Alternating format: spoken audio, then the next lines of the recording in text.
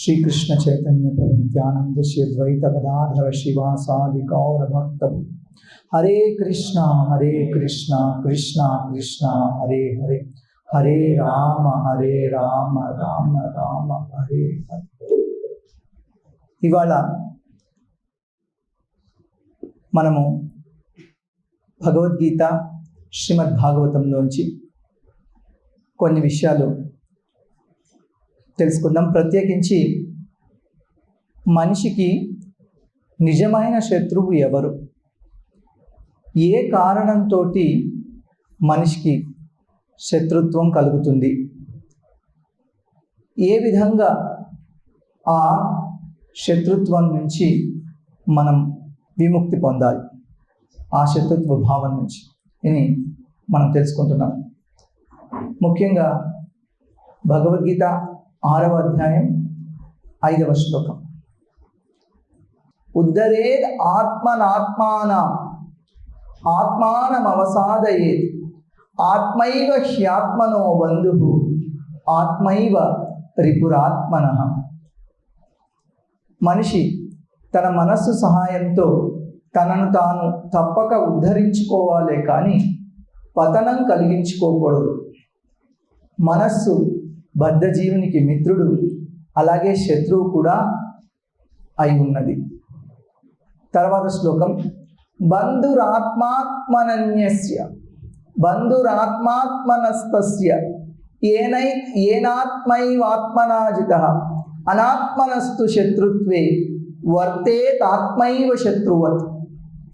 మనస్సును జయించిన వానికి మనస్సే మిత్రులలో ఉత్తముడు, కానీ ఆ విధంగా చేయడంలో విఫలుడైన వానికి అతని మనస్సు పరమశత్రువుగా ఉండిపోతుంది.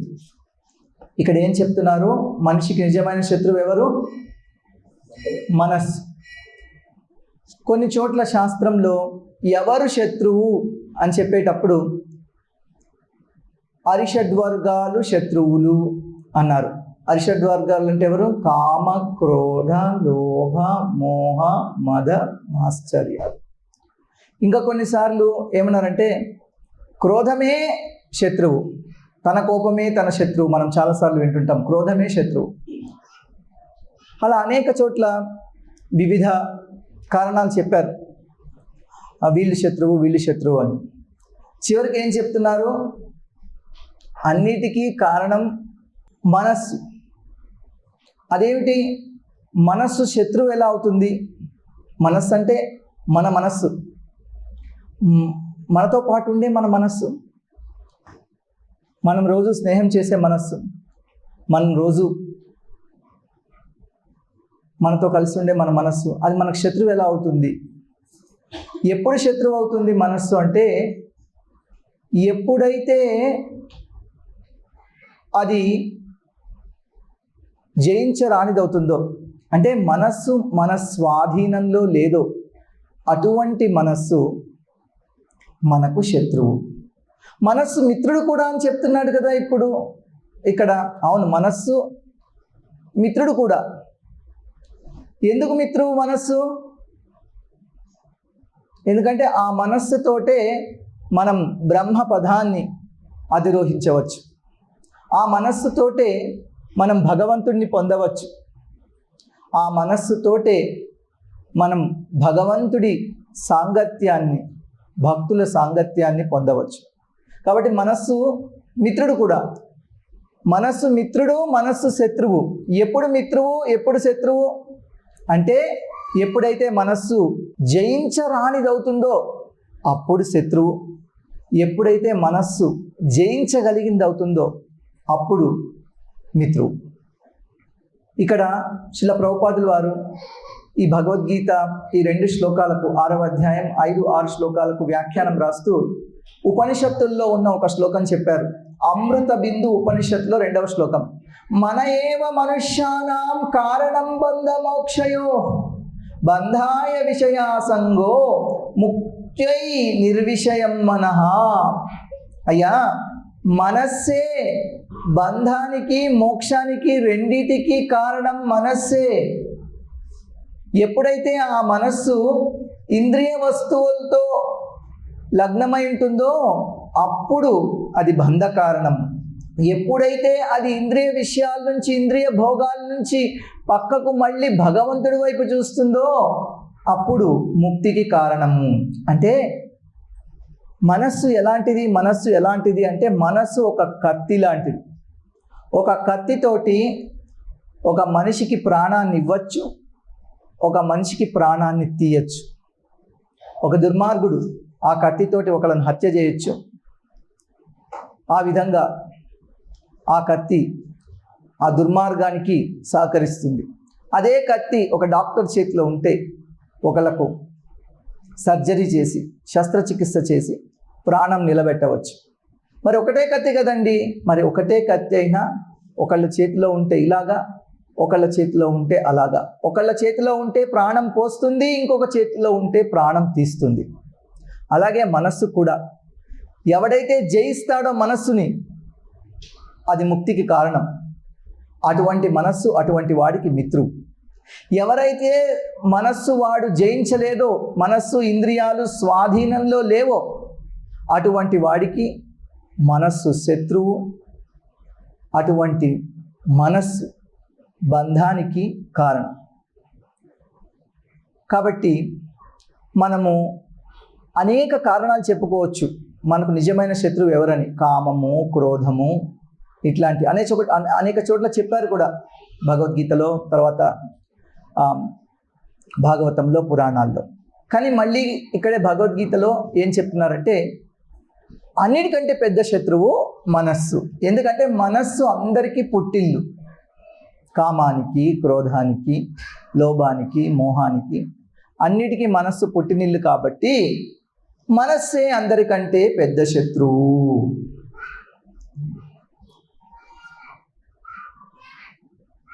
ఈ అరిషడ్ వర్గాలన్నిట్లో కూడా కోపము వల్ల మన మనస్సు స్వాధీనం మనం కోల్పోతాం. కోపం వస్తేనే అంటే అనేక విషయాల వల్ల కూడా మనస్సు స్వాధీనం నుంచి వెళ్ళిపోతుంది. కానీ కోపం యొక్క తీవ్రత చాలా ఎక్కువ. ఎప్పుడైతే మనకు కోపం వచ్చిందో అప్పుడు మన మనస్సు మన స్వాధీనం నుంచి వెళ్ళిపోతుంది. అటువంటి మనస్సు శత్రువు. మరి కోపం రాకూడదా? కోపం రాకుండా ఎలా బతుకుతాం మనం? కొన్ని చోట్ల స్కూల్స్లో పనిచేసే టీచర్లు వాళ్ళు చెప్తుంటారు, అవును కోపం రాకూడదు. కానీ ఈ పిల్లలందరూ ఇలా పగలు రాత్రి ఎప్పుడు ఇలాగే చేస్తూ ఉంటే మరి ఎలా కోపం రాకుండా ఉంటుంది? కోపం వస్తుంది. కోపం రావడం మానవ సహజం కదా. మనమంతా దేవతలకు కూడా కోపం వస్తుంది. మనమంతా మహాత్ములం కాదు కదా అని అంటుంటారు. నిజమే. కానీ మనం రామాయణం, మహాభారతం చదువుకుంటే, శ్రీమద్ భాగవతం, కోపం రాని వాళ్ళు ఎవరైనా ఉన్నారా అసలు? రామాయణంలో పాత్రధారులు అందరూ వాళ్ళ యొక్క కోపాన్ని ప్రదర్శిస్తుంటారు. ఒక్కొక్కసారి సీత శ్రీరామచంద్రుని నిందించింది. ఇంకొక చోట ద్రౌపది ధర్మరాజుని నిందిస్తుంది. నీ వంటి చేతగాని వాడు కాబట్టి మనకి ఇన్ని కష్టాలు వచ్చాయి అని. అనేక చోట్ల మనం చూస్తుంటాం. భీముడి కోపం వస్తుంది, అర్జునుడి కోపం వస్తుంది. మరి మహాత్ములకు కూడా కోపం వచ్చేస్తుంది కదా.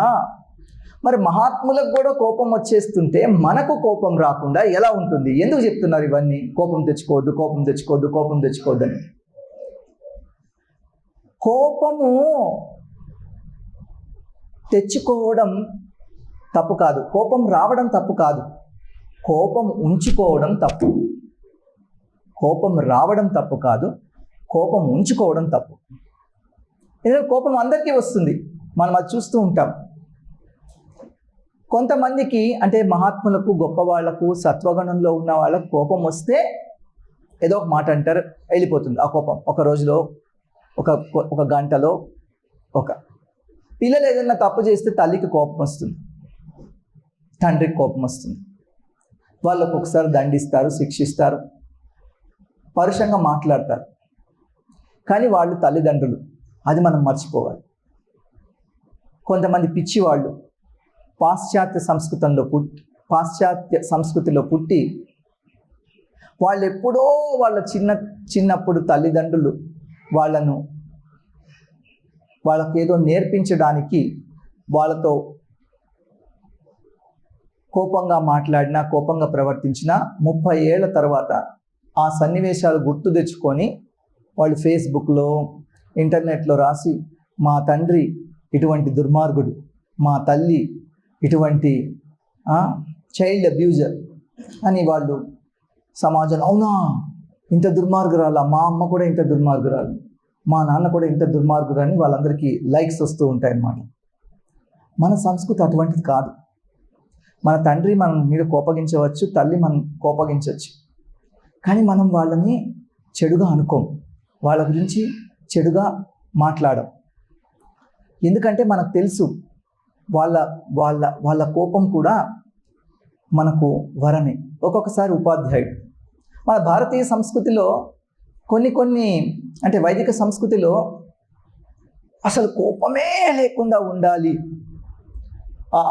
అలా మనం చూస్తుంటాం. ప్రతి చోట, ప్రతి కథలో కూడా, ఏ ఇతిహాసం చదువుకున్నా, ఏ పురాణం చదువుకున్నా దొరుకుతారు గొప్ప గొప్ప వాళ్ళు కూడా. ఒక్కొక్కసారి కోపం వస్తూ ఉంటుంది, కానీ ఏమిటి, తక్షణం వాళ్ళకు ఎవరైనా చెప్పారనుకోండి ఇది తాగదు అని, వెంటనే విడిచిపెట్టేస్తారు. ఇక్కడ ఒక చోట శ్రీమద్ భాగవతంలో స్వయంభువ మనువు వాళ్ళ మనుమడైన ధ్రువుడికి ఉపదేశం ఇస్తూ చివర్లో చెప్తున్నాడు, సంయచ్చరోషం భద్రం తే ప్రతీపం శ్రేయసాం పరం శృతేన భూయసా రాజన్ అగదేన యథామయం. రోషం సంయచ్చ, కోపాన్ని నిగ్రహించుకో. ప్రతీపం, ఎందుకు, ఇది శత్రువు. సంయచ్చ రోషం ప్రతీపం, ప్రతీపం శ్రేయసాంపరం. ఏం చేస్తుంది ఈ కోపం, ఏం చేస్తుంది అంటే, ఈ కోపము నిన్ను ఆత్మానుభవ పదం నుంచి, బ్రహ్మ పదం నుంచి, మోక్ష పదం నుంచి, భక్తి పదం నుంచి బయటికి పంపించేస్తుంది. జాగ్రత్త. శ్రేయసాంపరం ప్రతీపం భద్రంతే, నీకు శుభమగుగాక. శృతేన భూయసా రాజన్, శృతేన భూయసా రాజన్, నేను చెప్పిందంతా చక్కగా విను, దీన్ని పాటించు. అగదేన యథామయం అంటున్నాడు. రోగానికి వైద్యం ఉంటుంది, అలాగే కోపం అనేది ఒక రోగం. అటువంటి రోగం వచ్చినప్పుడు మందు వేసుకోవాలి, అంటే మంచి వాళ్ళ మాట వినాలి, శాస్త్రం యొక్క ఉపదేశం వినాలి. ఇక్కడ చెప్తున్నారు, ధ్రువుడు భక్తుల్లో చాలా గొప్పవాడు, ముక్త పురుషుడు. శిల ప్రభుపాదులు వారు చెప్తున్నారు, నిజానికి అతడు ఎవ్వరి ఎడ క్రోధాన్ని పూని ఉండలేదు. కానీ ధ్రువుడికి ఎందుకు కోపం వచ్చింది అంటే, ఎందుకు కోపం వచ్చింది ఎవరికైనా తెలుసా? ధ్రువుడికి ఎందుకు కోపం వచ్చింది? వాళ్ళ తమ్ముడు ఉత్తముడిని ఒక యక్షుడు చంపివేశాడు, అందుకని ధ్రువుడికి కోపం వచ్చింది. చూడండి, చిన్నప్పుడు ధ్రువుడికి కూడా కోపం వచ్చింది. అదే తమ్ముడు నవ్వాడు. వాళ్ళ అమ్మ, వాళ్ళ పినతల్లి సురుచి, ధ్రువుడు వెళ్ళి వాళ్ళ తండ్రి ఉత్తానపాదుడి ఒళ్ళో కూర్చుంటే ఆవిడ నెట్టేసి, నీకు ఇలా ఒళ్ళో కూర్చోడానికి అధికారం లేదు, నువ్వు నా గర్భాన పుట్టలేదు కదా అంటే ఈ ఉత్తముడు నవ్వాడు. ధ్రువుడికి కూడా కోపం వచ్చింది. అప్పుడు ఆయన వెళ్ళాడు, తపస్సు చేసుకున్నాడు, నారదుడు అనుగ్రహించాడు. ఆ విధంగా ధ్రువుడు భగవంతుడి యొక్క అనుగ్రహాన్ని పొందాడు. ధ్రువలోకం, వైకుంఠ లోకంలో ధ్రువుడికి భౌతిక ప్రపంచంలోనే అటువంటి పరమస్థానం దొరికింది. ఆయన భూమండలాన్ని అంతటినీ పరిపాలిస్తున్నాడు అక్కడికి వెళ్ళే ముందు. ఇలా ఎప్పుడైతే ఉత్తముడిని చంపారో అప్పుడు ఈయనకు కోపం వచ్చింది. అప్పుడు ఈయన స్వయంభూమను అందుకని కోపం వచ్చి ఏం చేశాడు, అసలు యక్షులందరినీ నేను చంపేయాలనుకొని యక్షులందరినీ, కొన్ని లక్షల మందిని యక్షుల్ని చంపుతుంటే స్వయంభూమన వచ్చి ఒక యక్షుడు చంపినందుకు ఇంతమంది యక్షుల్ని చంపడం తప్పని ధ్రువుడికి ఉపదేశిస్తున్నాడు. భాగవతంలో భగవద్గీతలో చెప్పిన అంశాలన్నీ ఇద్దరు మాట్లాడుకుంటున్నారు, వాళ్ళల్లో ఒకళ్ళు ఇంకొకళ్ళకి చెప్తున్నారని మనం అనుకుంటున్నాం. కానీ ఆ ఉపదేశము వాళ్ళకు కాదు, ఆ ఉపదేశం మన కోసమే ఇటువంటి సన్నివేశాలు కల్పించబడ్డాయి. కానీ ముక్త పురుషుడైన ధ్రువుడిలో కోపం ఎక్కడుంటుంది అని శిల ప్రభుపాదులు గారు చెప్తున్నారు. పాలకుడైన కారణంన దేశంలో శాంతి భద్రతలు పరిరక్షణకై కొంత కోపం పూనడం ధర్మం. ఎవరైతే రాజు, ఎవరైతే అధికారి, ఎవరైతే బాధ్యతాయుతమైన ఒక పదవిలో ఉంటారో కొన్నిసార్లు కోపం తెచ్చుకోవడం తప్పనిసరట.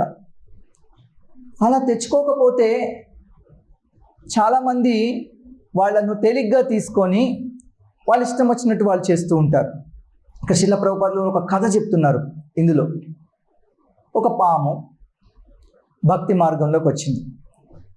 నారదముని అనుగ్రహించాడు. ఆ పాము కూడా గురువు. నారదముని అందరికీ గురువు. ఏం చెప్పారు, పాము సహజంగా కాటేస్తుంది, నువ్వు ఎవరిని కాటేయకు, ఇక నుంచి ఎవరికి హాని చేయకు అని నారదముని చెప్పారు. అప్పుడు ఏం చేస్తుంది పాము, సరే ఎవరిని కాటేయకుండా అలా తిరుగుతూ ఉంటుంది. చూస్తున్నారు పిల్లలు కొంతమంది పాముని, కొన్ని రాళ్ళు వేశారు కాటేయదు కదా అని. అట్లా ఈ పాముని కొంతమంది హింసిస్తున్నారు.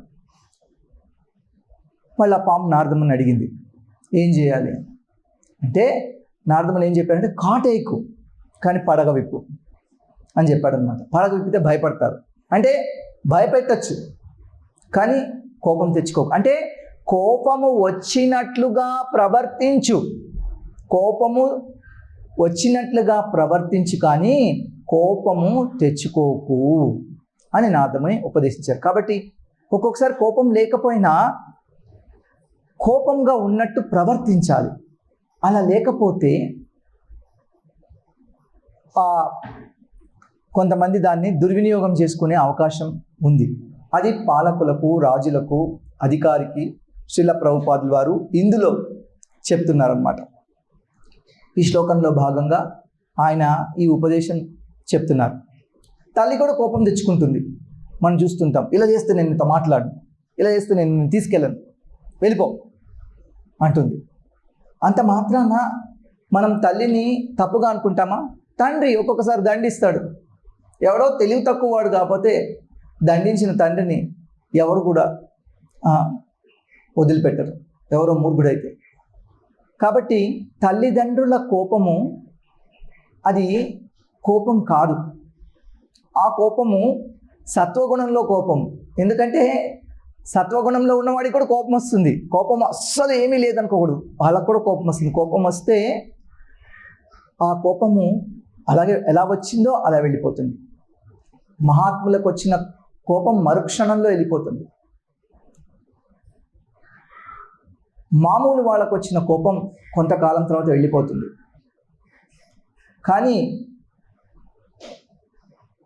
దుష్టులకు వచ్చిన కోపం జీవితాంతం అది వెళ్ళదు, అలాగే ఉంటుంది, అలాగే ఉంటుంది, అలాగే ఉంటుంది, అలాగే ఉంటుంది, అలాగే ఉంటుంది. అలా ఉండకూడదు. మహాభారతంలో శాంతి పర్వంలో ఒక కథ, ఎలా ఏ కారణం వల్ల అసలు కోపం వస్తుంది అంటే, కోపమే శత్రువు అంటున్నారు కదా, అసలు శత్రుత్వం ఎందుకు కలుగుతుంది, శత్రుత్వం ఎందుకు కలుగుతుంది అంటే భీష్ముడు యుధిష్ఠుడికి ఒక కథ చెప్తున్నాడు. ఎలా మన కార్యాలను మనము నిర్వహించాలి, ఆ తర్వాత ఎప్పుడు విశ్వసించాలి, ఎప్పుడు విశ్వసించకూడదు అని అడిగిన ఒక ప్రశ్నకు జవాబుగా అందులో భాగంగా ఒక కథ చెప్తున్నారు. ఆ కథ ఏమిటంటే, ఒక రాజుగారు ఉన్నారు కాంపిల్య దేశానికి. ఆయన పేరు బ్రహ్మదత్తుడు. ఆయన అంతఃపురంలో ఒక చిలుక ఉంది. ఆ చిలుక పేరు పూజని. ఈ చిలుకైనా చాలా తెలివైన చిలుకంట. ఆ రాజుకు చిలుక అంటే ప్రాణం, చిలుకకు రాజు అంటే ప్రాణం. కొంతకాలానికి రాజుకు ఒక కొడుకు పుట్టాడు, రాకుమారుడు. ఈ చిలుకకు కూడా ఒక చిన్ని చిలుక పుట్టింది, ఒక మగ చిలుక. వాళ్ళందరూ సంతోషంగా ఉన్నారు. రాజు ఆశ్రయంలో ఉంది. ఈ పూజని చాలా కృతజ్ఞతా భావంతో ఉండేది. ప్రతిరోజు కూడా చిలుక బయటికి వెళ్ళి అంతఃపురంలో నుంచి సముద్ర తీరానికి వెళ్ళి అక్కడ అరణ్యంలోంచి 2 మధురమైన పండ్లు తెచ్చేది. ఒకటేమో తన చిట్టి చిలుకకు, ఒకటేమో రాజుగారి కొడుకు. అలా ఇస్తూ ఉండేదన్నమాట. ఆ పండ్లు చాలా అమృతంలాగా ఉండేవి, మంచిగా బలాన్ని పుష్టిని ఇస్తున్నాయి. ఆ పళ్ళు తింటూ ఈ రాకుమారుడు కూడా చాలా బలవంతుడయ్యాడు. ఒకసారి పూజని పండ్లు తీసుకురావడానికి బయటికి వెళ్ళింది. ఈ చిన్న పిల్లవాడు చూశాడు, పూజని వెళ్ళిపోయింది. ఏం చేశాడంటే దాదికి చెప్పాడు, నాకు ఆ చిన్న చిలుకను తీసుకురా, నేను ఆ చిన్న చిలుకతో ఆడుకుంటానని చెప్పి. సరే దాది వీడాడు, ఆడుకుంటాడు కదా అని చెప్పి ఆ చిన్న చిలుకను తెచ్చిచ్చి, వీడేం చేశాడు, ఆడుకుంటూ గొంతు బిసికేశాడు. ఆ చిన్న చిలుక చచ్చిపోయింది. తర్వాత ఏడుస్తున్నాడు, ఏం చేయాలో తెలియక. ఇంతలోకి తల్లి చిలుక వచ్చింది పూజని. వచ్చేసిన తర్వాత ఈమెకు అర్థమైంది ఏం జరిగిందో. శోకంతో, దుఃఖంతో చాలా చాలా చాలా చాలా కోపం వచ్చింది. సహజమే, ఎవరికైనా వాళ్ళ పిల్లలు చనిపోతే, అందులో దుర్మార్గంగా చంపబడితే కోపం వస్తుంది. పాండవులందరికీ కోపం వచ్చింది, ద్రౌపదికి కోపం వచ్చింది, మాయాదేవి అయిన సుభద్రాదేవి కోపం వచ్చింది అభిమన్యుడు చనిపోయినప్పుడు. సహజమే అది. చూడండి, కోపం వచ్చినప్పుడు ఏం చేశారు ద్రౌపది, వీళ్ళంతా, భీముడు, అర్జునుడు, చంపి పాతి పెడతాం అశ్వత్థామని అన్నారు. వెళ్ళారు, పట్టుకున్నారు, జుట్టు పట్టుకొని ఈడ్చుకొచ్చారు. చంపలేదు, ఎందుకంటే ఆ కోపం పోయింది. అది క్షణిక కొంతకాలం ఉంటుంది, కోపం పోయింది. వద్దు, వీడిని చంపద్దు, మనకు దుఃఖం కలిగింది, వాళ్ళ అమ్మకి ఇటువంటి దుఃఖం కలిగించద్దు. వాళ్ళ అమ్మకు వాళ్ళ నాన్న ఇప్పుడు లేడు, అంటే భర్త లేడు, ఒక్కడే వీడున్నాడు, ఎందుకు మనకు వచ్చిన దుఃఖాన్ని మనం వేరే వాళ్ళకు ఎందుకు ఇవ్వాలి అని ఈ చిలుక కూడా బాగా కోపం వచ్చింది. కోపం వచ్చి, ఇటువంటి క్షత్రియులతో అసలు నేను ఎందుకు జీవిస్తున్నా, ఇది చాలా దురదృష్టం. వాళ్ళ లక్ష్యాలు వాళ్ళు నెరవేర్చుకోవడానికి ఇతరులను వాడుకుంటారు. తర్వాత శ్రేయోభిలాషులను కూడా గాయపరుస్తారు అని కొన్ని మాటలు అన్నది. అనేసి ఆ కోపంలో ఏం చేసింది, తన ముక్కుతోటి ఆ చిన్నపిల్లవాడు 2 కళ్ళు పొడిచేసింది. పశుబుద్ధి అలాగే ఉంటుంది, పక్షి బుద్ధి కూడా పశుబుద్ధి. కానీ పశువులకు తెలియదు కదా ఎవరు ఏం చేస్తున్నామో. అట్లా ఆవేశంలో చేసేసింది. కానీ మళ్ళీ ముందు చెప్పారు వివేకవంతురాలని. కథలో మనకు భీష్ముడు చెప్పగలిగింది ఏంటంటే, మళ్ళీ కొంచెం సేపట్లో అర్థమైంది, నేను తప్పు చేశాను, రాజుగారికి దండం పెట్టి ఇక నేను వెళ్ళిపోతాను ఇక్కడి నుంచి అని చెప్పింది. నా కొడుకు తప్పు చేశాడు, నీ కొడుకుని చంపాడు, నువ్వు ప్రతి అపకారం చేసావు, అయిపోయింది కదా, ఇంకెందుకు వెళ్ళిపోతున్నావు, మన స్నేహాన్ని ఎందుకు మనం విడిచిపెట్టాలి, నువ్వు విడిచిపెట్టకు, నువ్వు ఇక్కడే ఉండు అంటున్నారు. అప్పుడు ఏముంటుంది తెలుసా, ఏముంటుందంటే, ఒకళ్ళకు హాని కలిగించిన తర్వాత మనం అక్కడ ఉండకూడదు. అక్కడ ఉంటే వాళ్ళకి అదే గుర్తొస్తూ ఉంటుంది. అందుకని నేను ఇక్కడ ఉండను, నీకు నేను హాని కలిగించాను, నేను ఇక్కడి నుంచి వెళ్ళిపోతున్నాను. ధృతరాష్ట్రుడు కూడా విదురుడు అదే చెప్తాడు, సిగ్గులేదా నీకు, నువ్వు పాండవులందరినీ చంపించావు, అదే పాండవులను చంపించాలని ప్రయత్నించావు చిన్నప్పటి నుంచి, నువ్వు అనేక రకాలుగా.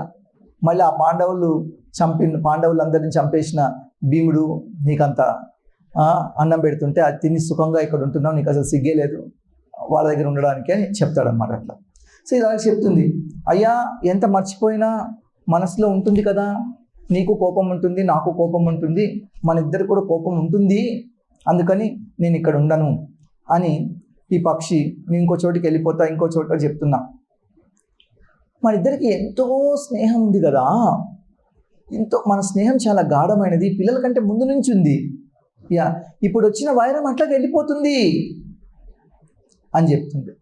అప్పుడు ఈ పూజను ఏం చెప్తుందంటే, అసలు శత్రుత్వం అనేది 5 కారణాలతో వస్తుంది. ఏమిటయ్యా 5 కారణాలంటే, స్త్రీ, ఆడదాని వల్ల శత్రుత్వం వస్తుంది. రెండోది భూమి వల్ల శత్రుత్వం వస్తుంది. మూడోది కఠినంగా మాట్లాడడం వల్ల శత్రుత్వం వస్తుంది. నాలుగోది అననుకూలత వల్ల శత్రుత్వం వస్తుంది. ఐదోది హాని చేయడం వల్ల శత్రుత్వం వస్తుంది. ఒక్కొక్క దానికి ఒక ఉదాహరణ చెప్తుంది. శిశుపాలుడికి కొంచెం కృష్ణుడు అంటే ద్వేషం ఉంది చిన్నప్పటి నుంచి కూడా, కానీ విపరీతమైన శత్రుత్వం ఎప్పుడు వచ్చింది? ఈయన రుక్మిణిని పెళ్లి చేసుకున్నప్పుడు, బలాత్కారంగా అంటే రాక్షస వివాహం రుక్మిణిని చేసుకున్నప్పుడు, అప్పటి నుంచి ఆ ద్వేషం తీవ్రమైపోయింది. నేను చేసుకోవాల్సిన అమ్మాయిని వీడి చేసుకున్నాడని వాడికి కోపం వచ్చింది. కాబట్టి అట్లా స్త్రీ వల్ల శత్రుత్వం వస్తుంది. భూమి వల్ల శత్రుత్వం వచ్చింది ఎవరికి? పాండవులకు, కౌరవులకి. అందుకే శత్రుత్వం. చైనాతో అందరికీ శత్రుత్వం అదే, పక్కవాడి భూమి నాకు కావాలి, అది కావాలి, ఇది కావాలి, ఇది కావాలని చెప్పి అందరిది లాక్కుంటూ ఉంటారు. పాండవులకు, కౌరవులకు ఎందుకు వచ్చింది శత్రుత్వం? భూమి వల్ల వచ్చింది. భూమి, అధికారం, పదవి సహజంగా శత్రుత్వానికి కారణం. కఠినంగా మాట్లాడడానికి శత్రుత్వం వస్తుంది. కఠినంగా మాట్లాడితే, పరుషంగా మాట్లాడితే, ఆ పదాలతోటే, అవి ఒకచోట భాగవతం చెప్పబడింది, బాణాలతోటి పొడిచినా కానీ శరీరానికి అంత దుఃఖం కలగదట. కఠినమైన మాటలు మాట్లాడితే అంత దుఃఖం కలుగుతుంది, దానివల్ల శత్రుత్వం వస్తుంది. అయితే దానికి ఉదాహరణగా ద్రుపదుడు, ద్రోణుడు కథ చెప్తోంది. అసలు వీళ్ళిద్దరు అంత మంచి స్నేహితులు, చాలా మంచి ఫ్రెండ్స్ వీళ్ళిద్దరు, ద్రుపదుడు, ద్రోణుడు. ఇంత మంచి స్నేహితులు, వీళ్ళకు శత్రుత్వం ఎందుకు వచ్చింది? ద్రుపదుడు కఠినంగా మాట్లాడడం వల్ల. రాజు అయిన తర్వాత, అసలు ఎవడిరా నువ్వు ఒక బిచ్చగాడివి, నీకు నాకు స్నేహం ఏమిటి? ఎక్కడైనా రాజుకు మామూలు వాడికి స్నేహం ఉంటుందా? ఎప్పుడు చెప్పాను నేను నీకు? ఎప్పుడు నేను నిన్ను మిత్రుడిగా అంగీకరించాను? ఎప్పుడు నీకు వాగ్దానం చేశాను, నేను అవి చేస్తాను, ఇవి చేస్తాను, పో, నీ దారి నువ్వు పో అని నిందించి పంపిస్తాడు. ఇలా కఠినంగా మాట్లాడడం వల్ల వాళ్ళిద్దరికి శత్రుత్వం వచ్చింది. తర్వాత కథ మనకు తెలుసు ఏమైందో. తర్వాత అననుకూలత వల్ల, ఒక వ్యక్తి ఒక స్వభావం, ఇంకో వ్యక్తి ఇంకో స్వభావం ఉంటే, ఇద్దరు ఒకరికొకరికి వ్యతిరేకమైన స్వభావం కలిగి ఉంటే అందులో శత్రుత్వం సహజం. పిల్లి, ఎలుక, పిల్లికి ఎలుకకు ఎప్పుడూ శత్రుత్వమే ఉంటుంది. చాలా కథలు ఉన్నాయి పంచతంత్రంలో, మహాభారతంలో కూడా. ఎలుక చెప్తుంది కొన్ని చోట్ల, నేను ఒకసారి ఒక చోట పిల్లి బంధించబడుతుంది ఒక వలలో, నెట్లో. అప్పుడు ఆ పిల్లి అడుగుతుంది ఎలుకను, నువ్వు నన్ను విడిపించు అని. నేను నిన్ను విడిపించి నేను ఆపద తెచ్చుకోవాలా? నేను నిన్ను విడిపించేశాను అనుకో, నువ్వు నన్ను తినేస్తావు. కానీ పాపం అడుగుతున్నావు కదా, నిన్ను విడిపించాలి. మరి ఎట్లా అంటే, ఇప్పుడే కాదు, వేటగాడు దగ్గరికి వస్తున్నాడు కదా, వాడు వచ్చే టైం చూసి నిన్నప్పుడు కొరికి వల నేను విడిచిపెట్టి నేను వెళ్ళిపోతా. వాడు వస్తున్నాడు కాబట్టి నువ్వు నన్ను ఏం చేయకుండా నువ్వు పారిపోతావు అని చెప్తుంది అనమాట ఎలుక. అననుకూలత వల్ల సహజంగా శత్రుత్వం. ఒక వ్యక్తికి ఒక స్వభావం, ఇంకో వ్యక్తికి ఇంకొక స్వభావం. ఈ అననుకూలత వల్ల శత్రుత్వం వస్తుంది. ఇంకొకటి, హాని చేయడం వల్ల, అకారణంగా హాని చేయడం వల్ల శత్రుత్వం కలుగుతుంది. ఈ కథలో చూడండి, పిల్లలు చేసిన హాని వల్ల వాళ్ళ యొక్క తల్లిదండ్రులకు వైరం కలిగింది. పిల్లలు చేసిన తప్పుల వల్ల తల్లిదండ్రులకు ఒకరికొకరికి వైరం కలిగింది. అకారణంగా హాని చేయడం వల్ల శత్రుత్వం కలుగుతుంది. చూడండి, కోపం రావచ్చు, కానీ మనం అకారణంగా ఎవరిని హాని చేయకూడదు. కోపం వస్తుంది, కోపం రావడం, ఎవరైనా కోపం రాకుండా ఉండాలి అని చెప్తున్నారంటే అది నిజమే, కానీ అది అసహజం. అటువంటివి మనం చేయలేం. అవి విని చాలా గొప్ప చప్పట్లు కొట్టాం. ఎవరయ్యా కోపం రాని వ్యక్తి అంటే శ్రీమద్ భాగవతంలో కొంతమంది పరీక్షిత్ మహారాజ్ చూడండి, కోపం రాలేదు, ఆయనకు కూడా కోపం వచ్చిన సందర్భం ఉంది. కానీ శాస్త్రం దానికి ఎందుకు వచ్చింది అనే దాని గురించి వివరణ ఇచ్చిన ఆచార్యులు శాస్త్రము మనకు అందులోంచి నేర్పిన పాఠం ఏమిటంటే కోపం రావడం సహజం. జడభరతుడు కూడా కోపం వచ్చిందని ఒక చోట రాసింది భాగవతంలో. మనం జడభరతుడు కోపం రాలేదనుకుంటాం. ఓ మహాత్ముడు, మహాభాగవతుడు, అవధూత బ్రాహ్మణుడు, అటువంటి వాడికి కూడా కోపం వచ్చింది. కాబట్టి కోపము రావటం తప్పు కాదు, కోపము ఉంచుకోవడం అది తప్పు. ఎప్పుడో జరిగిన దాన్ని ఇట్లా ఉండకూడదు. ఇక్కడ చెప్తున్నది అనమాట, ఒక ప్రియమిత్రునితో వైరం ఏర్పడింతో అతన్ని కూడా పూర్వంలాగా విశ్వసించకూడదు. కర్రలో అగ్ని దాగి ఉన్నట్లుగా వైరం అనేది హృదయాంతరాళాల్లో ఎప్పుడు దాగి ఉంటుంది. కనుక వైరం కారణంతో పుట్టిన అగ్ని ఎదుటి పక్షాన్ని దహించే వరకు శాంతించదు. ఈ పూజని చెప్తోంది. ఒకసారి ఎవరితోనైనా కోపం వచ్చిందంటే వాళ్ళతో ఉండకూడదని మహాభారతం చెప్తుంది. ఎందుకంటే అలా చేస్తే అది ఎప్పుడో మనసులో ఉంటుందని. కానీ శ్రీమద్ భాగవతంలో చెప్పిన సలహా ఏమిటంటే కోపం ఎలా పోతుంది అంటే భగవంతుడి యొక్క పాదార విందాలని సేవించడం వల్ల కోపం పోతుంది. మనం ఎవరి మీద కోపం వచ్చిందో వాళ్ళతో ఉండకూడదు అనుకున్నాం అనుకోండి, చివరికి మనం ఎవరితో ఉండలేం. భార్య మీద కోపం వస్తుంది, పిల్లల మీద కోపం వస్తుంది, తల్లిదండ్రుల మీద కోపం వస్తుంది, సన్నిహితుల మీద కోపం వస్తుంది, తర్వాత అందరి మీద కోపం వస్తుంది, ఆఫీస్లో వాళ్ళ మీద కోపం వస్తుంది. ఎక్కడికి వెళ్తాం? ఒక చోట శిలా ప్రభుపాదులు వారు చెప్తారు, సతీదేవి శివుడు చెప్పే ఉపదేశంలో భాగంగా ఇట్లా కోపం వస్తే ఒక్కొక్కసారి ఆ కోపం ఆత్మహత్యకు కూడా కారణమైపోతుంది. అటువంటి కోపం తెచ్చుకోకూడదు. ఇంకొక చోట జడభరతుడే స్వయంగా చెప్తున్నాడు, ఒక అధ్యాయంలో చివరి శ్లోకం, 5వ స్కందం శ్రీమద్ భాగవతం. అందులో ఏం చెప్తున్నాడంటే ఈ కోపం పోవడానికి, శత్రుత్వం కలిగించే కోపం పోవడానికి భగవంతుడి యొక్క భక్తి మాత్రమే కారణమవుతుంది. కాబట్టి మనము భగవంతుడి యొక్క భక్తిని మనము శ్రవణ కీర్తనలు చేయడం ద్వారా మనము మన కోపాన్ని విడిచిపెట్టచ్చు. ఎవరు గొప్ప భక్తులు, ఎవరు ఉన్నత స్థాయి వాళ్ళు, ఎవరు అధమ స్థాయి వాళ్ళు ఎలా తెలుసుకోవడం? మనం ఏమనుకుంటామంటే ఎవరికైతే కోపం రాదో వాడు ఉన్నత భక్తుడు అనుకుంటాం. కానీ కోపం ప్రదర్శించే వాళ్లకు కోపం వస్తున్నట్టు కాదు, కోపం హృదయంలో ఉన్న వాళ్లకు కోపం ఉన్నట్లు. ఎవరు అంటే కోపం వచ్చినా ఆ కోపాన్ని విడిచిపెట్టే వాళ్ళు గొప్ప భక్తులు. కాబట్టి నేను చెప్పను, ఎవరైనా చెప్పచ్చు, కానీ కోపం రాకూడదు అని అది చెప్తాం. కానీ ఆ వచ్చిన కోపాన్ని కూడా మనతో ఉంచుకోకుండా విడిచిపెట్టేయాలి. ఒక్కొక్కసారి ఏంటంటే కొంతమంది control anger, I will not say anything but they will burn inside.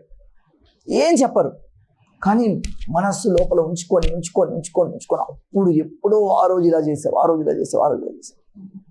దానికంటే కూడా ఒక మాట అనేసి ఓకే అయిపోయింది. Like no, those people who release their anger, they are superior than those people who contain anger, because the nature of anger as per the story is that it brings enmity, it revives enmity, it holds enmity. కాబట్టి చాలా మందిని పరిశీలించిన తర్వాత జీవితంలో అనేక చోట్ల తిరిగాము, అనేక మంది, వందలాది మందితో సాంగత్యంలో ఉన్నాం. ఇది ఒకటి నేర్చుకున్నాం నేను, ఏంటంటే కోపము విడిచిపెట్టిన వాడే తొందరగా కోపం నుంచి బయటకు వస్తున్నారు. కోపం ఉంచుకున్న వాళ్ళు దాంతో అలా కంట్రోల్ చేసుకోవాలని వాళ్ళు కంట్రోల్ చేసుకోలేకపోతున్నారు. కోపాన్ని నిగ్రహించుకోవాలి అనేది శాస్త్రం చెప్తోంది, కానీ మనం దాన్ని అసహజంగా ఆర్టిఫిషియల్గా నిగ్రహించుకోలేము. ఆర్టిఫిషియల్గా నిగ్రహించుకోలేము అనుకున్నంత మాత్రాన్ని ఇష్టం వచ్చినట్టుగా అందరితో ప్రవర్తించకూడదు, అది కూడా ఉంది. కానీ మనము మన యొక్క ఆత్మీయులతోటి సహజంగా వాళ్ళు ఉంటే వాళ్ళకి అర్థమైపోతుంది మన స్వభావం. భీముడు అటువంటి వాడు. చాలా తొందరగా భీముడి కోపం వస్తుంది. మనం భారతంలో చూస్తుంటే ఒక 70-75 సందర్భాలు వస్తాయి భీముడి కోపం వచ్చింది అంటే దుర్యోధను మీద, ఇంకొకరి మీద, ఒక్కొక్కసారి ధర్మరాజు మీద కూడా కోపం వస్తుంది.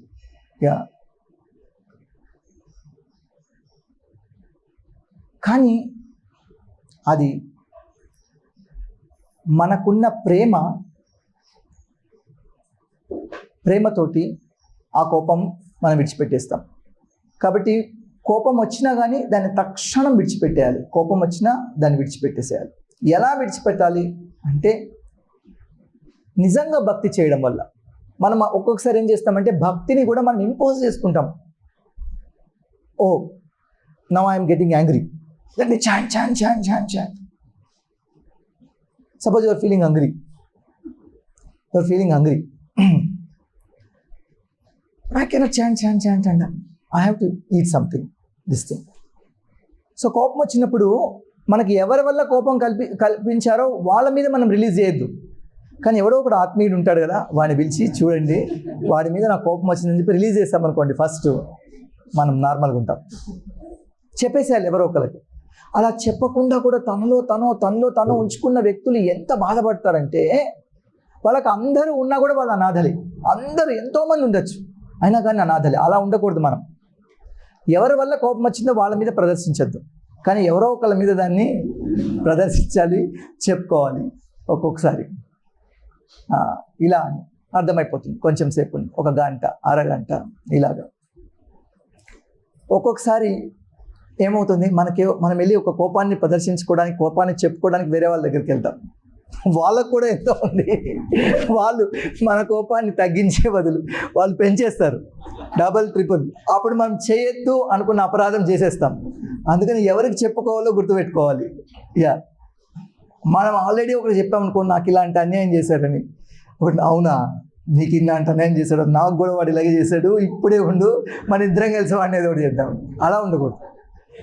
మనము ఎవరికి చెప్పుకోవాలి అంటే, ఎవరైతే ఇమీడియట్గా రియాక్ట్ అవ్వరో దానికి, అటువంటి వాడికి చెప్పుకోకపోవడం వల్ల చాలా సమస్యలు వస్తాయి. చూడండి, శాస్త్రంలో కొన్ని చెప్పారు, కానీ మనం అన్ని సందర్భాల్లో అలాగే చేయలేం. సతీదేవి అంత ఆవిడ తప్పు చేసింది. ద్రౌపది లాంటి గొప్ప పతివ్రత ఒక్కొక్కసారి భర్తల్ని నిందించింది. అలాగే మహాత్ములు కూడా ఒక్కొక్కసారి ఇలా చెప్తూ ఉంటారు. అంటే వాళ్ళని ఆదర్శంగా తీసుకొని మనకు వచ్చిన కోపాన్ని మనం జస్టిఫై చేసుకోవాలని నేను చెప్పట్లేదు, కానీ కోపం రావద్దు, కోపం తెచ్చుకోవద్దని దాన్ని ఆర్టిఫిషియల్గా సప్రెస్ చేయడానికి ప్రయత్నించకూడదు. We should handle it in a human way. అంతేగాని దాన్ని ఆర్టిఫిషియల్గా హ్యాండిల్ చేయడానికి ట్రై చేస్తే దానివల్ల ఒక్కొక్కసారి చాలా డిజాస్టర్స్ జరుగుతున్నాయి. I have a counselor. He told me repeatedly that you should analyze this topic, you should speak. అందుకని ఇవాళ దీని గురించి మాట్లాడడం జరిగింది. ఇప్పుడు ఎవరికైనా ఏమన్నా ప్రశ్నలు ఉంటే దాని గురించి. Yes,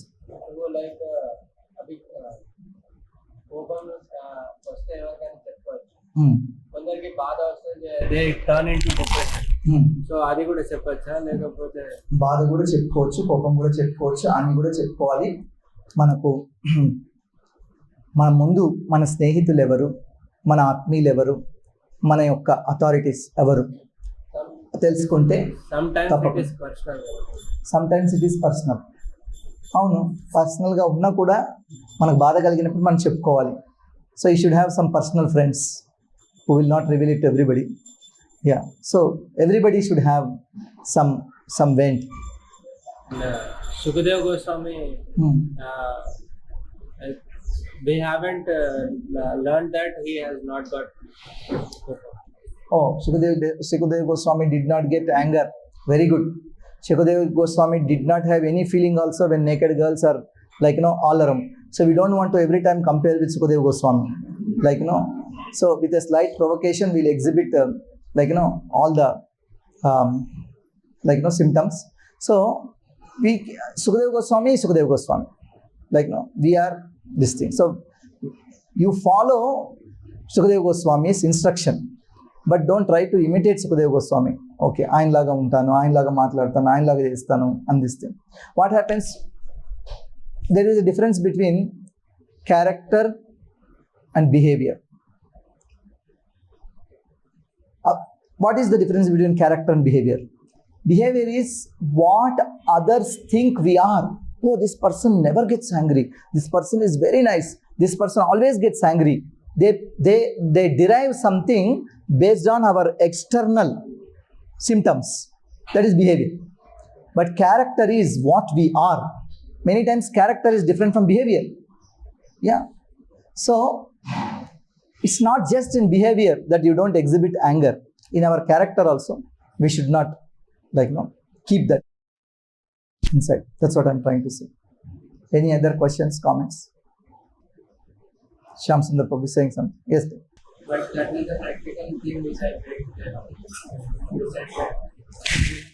Devotional service, like engaging with the because we can count numbers, we can try to. You can count the numbers, write something on the wall, do this, do that. Devotional service, immediately chanting back. It will not work. Sometimes we need some shelter immediately to go, to express, to speak, to calm down. Then you can chant, then you can hear Bhagavad Gita, then you can do other things. Will come. Sometimes just by telling it, just that we shouting, but what I realized that we shout on the wrong person. Yeah. So when we shout on the wrong, and immediately, because as you said, we actually shout on the person who has committed the Correct. so-called offense. Yeah. Then he also has anger, so it Yeah. plays up. It lays up. So yes, we should express to a friend. Even if you become angry in front of the friend, tell something, they will not they understand, oh, this person is my friend. He will not it's not like that. Say something. You tell it to a wrong person that I'm angry with this person, actually I want to kill him. He will really write mail to your authority. This person wants to kill somebody. Finished. They will think that this person is planning for some murder plot or some international mafia has become like that. It will become this thing. So to whom to express, when to express, how to express. But without expressing, we cannot be there. Anybody else? We express, but sometimes when we express, we feel that okay, I take it done. But by expressing, sometimes the equation also becomes disturbed. Even the closest friends, sometimes when we express feelings, that impression changes, so that the insecurity is also there. Okay. Another problem, if we express that my friend may feel bad. Suppose I say that I'm envious of this person. I go and tell my friend. So my friend has come to know. He will think what he will think about me. So don't try to have only pure devotee friends always. You can also have some normal friends. We can tell them what we are going through. That other person will be able to understand. We always find one counselor friend who is like a pure devotee, or at least is externally acting like a pure devotee. Then he will not be able to understand. Yeah, there are many instances in Shastra. I heard two Swamis talking to each other one day. One Swami is telling the other Swami, I am envious of you. He asked why. He said, you have such a nice disciples. They're doing so many things nicely. Now see my people, they don't even do these things. So I'm envious of you. They both were joking like that.